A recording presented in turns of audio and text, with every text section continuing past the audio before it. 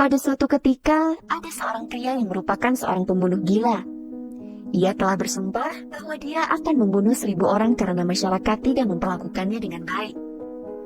Dia memutuskan untuk membalas dendam kepada masyarakat dengan membunuh 1.000 orang. Dan dari setiap orang yang dibunuhnya, dia akan mengambil satu jari lalu merangkainya menjadi seutas tasbih di sekitar lehernya. Karena itu, namanya menjadi Angulimala, pria dengan tasbih jari.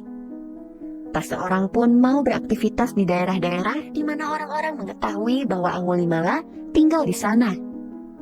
Sehingga sangat sulit baginya untuk menemukan satu orang untuk dibunuh dan memenuhi sumpahnya.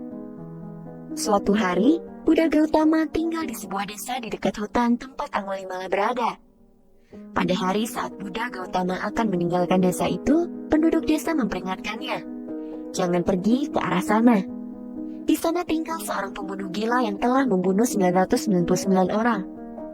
Dia tidak akan berpikir 2 kali sebelum membunuh. Dia tidak akan peduli bahwa kamu adalah seorang Buddha. Ada jalan lain yang bisa kamu tempuh."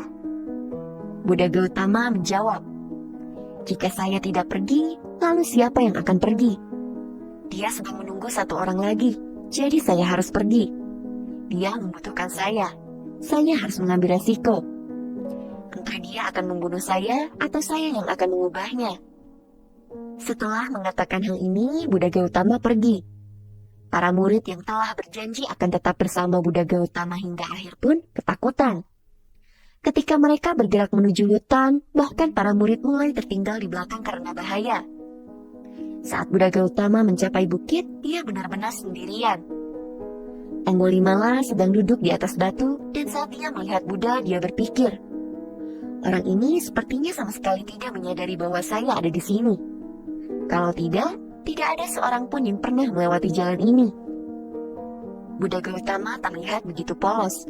Bahkan Angulimala merasa iba dan kasihan lalu berpikir, "Tidak baik membunuh orang ini. Saya akan membiarkannya pergi. Saya bisa mencari orang lain untuk memenuhi sumpah saya." Namun, dia bertekad untuk menuntaskan sumpahnya. Kemudian Angulimala berkata kepada Buddha Gautama, "Pergilah, berhenti di situ. Jangan melangkah maju. Saya Angulimala. Saya telah membunuh 999 orang dan saya hanya membutuhkan satu jari lagi. Bahkan jika ibu saya yang datang, saya akan membunuhnya untuk memenuhi sumpah saya. Jadi jangan mendekati saya. Mungkin kamu terlihat seperti seorang biksu, tetapi saya tidak percaya pada agama apapun. Saya tidak peduli apakah kamu seorang suci yang agung. Yang saya pedulikan hanyalah membunuh satu orang lagi. Jadi jangan melangkah maju. Jika tidak, saya akan membunuhmu." Namun, Buddha Gautama terus melangkah maju. Angulimala berpikir, mungkin orang ini tuli atau gila. Jadi dia berteriak lagi, "Berhenti, jangan melangkah lagi." Lalu Buddha Gautama berkata, "Saya sudah berhenti lama. Saya tidak bergerak. Angulimala, kamu yang bergerak. Semua gerakanku telah berhenti karena semua motivasi telah berhenti. Ketika tidak ada motivasi, bagaimana gerakan bisa terjadi? Tidak ada tujuan bagi saya. Saya telah mencapai tujuan, jadi mengapa saya harus bergerak? Kamu yang bergerak dan saya katakan padamu, berhenti." Angulimala masih duduk di atas batu. Dia mulai tertawa dan berkata, "Kamu benar-benar gila. Saya sedang duduk dan kamu mengatakan kepada saya bahwa saya bergerak. Kamu yang sedang bergerak dan masih saja kamu mengatakan bahwa kamu berhenti." Buddha Gautama mendekat dan berkata, "Saya telah mendengar bahwa kamu membutuhkan satu jari lagi. Sejauh menyangkut tubuh ini, tujuan saya sudah tercapai. Tubuh ini tidak berguna. Ketika saya mati, orang-orang akan membakarnya. Ini tidak akan berguna bagi siapapun. Kamu bisa menggunakannya agar sumpahmu bisa terpenuhi. Potonglah jari saya dan potonglah tangan saya. Saya datang dengan sengaja karena ini adalah kesempatan terakhir bagi tubuh saya untuk digunakan dengan cara apapun. Jika tidak, orang-orang akan membakarnya."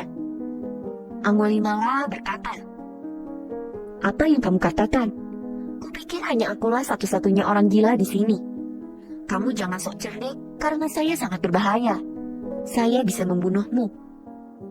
Buddha Gautama menjawab, sebelum kamu membunuhku, lakukan satu hal. Hanya sebuah permintaan dari seorang yang akan mati. Potonglah sebatang dahan pohon ini. Angulimala menyanggupi permintaan Buddha, lalu memukulkan pedangnya ke pohon itu, dan sebuah dahan besar jatuh. Buddha Gautama berkata, satu hal lagi, sekarang sambungkan kembali ke pohon itu. Angulimala berkata, tidak, saya tahu dengan pasti bahwa Anda gila. Saya bisa memotong, tetapi saya tidak bisa menyambungkannya. Buddha Gautama mulai tertawa dan berkata, ketika kamu hanya bisa menghancurkan tetapi tidak bisa menciptakan, maka kamu tidak memiliki hak untuk menghancurkan. Karena menghancurkan bisa dilakukan bahkan oleh anak-anak. Tidak ada keberanian di dalamnya. Dahan ini bisa dipotong oleh seorang anak kecil, tetapi untuk menyambungkannya diperlukan seorang ahli. Dan jika kamu tidak bisa menyambung kembali dahan itu ke pohon, lalu bagaimana kamu bisa memotong kepala manusia? Pernahkah kamu memikirkan hal itu?